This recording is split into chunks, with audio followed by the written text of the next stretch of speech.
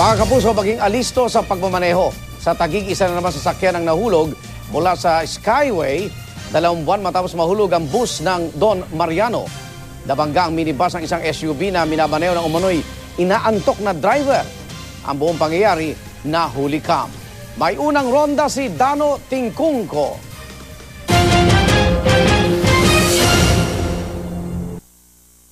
Ito ang kuha ng CCTV sa southbound lane ng Skyway sa bahagi ng Bikutan Taguig, alas 5:16, linggo ng madaling araw. Ang nasa kanan ng kuha, ang shuttle ng Skyway, nakahatid lang ng mga sakay nitong teller sa mga toll plaza.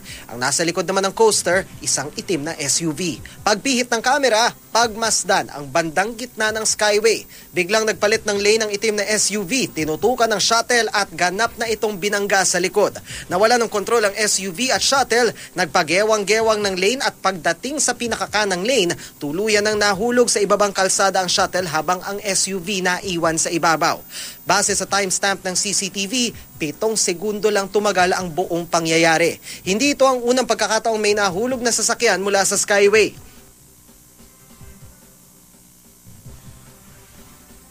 December 16, 2013 ng 19 ang nasawi matapos mahulog sa Skyway ang bus ng Don Mariano Transit. Mahigit 2 buwan ang nakalipas, hindi itong nangyari. Pero sa pagkakataong ito, walang nasawi.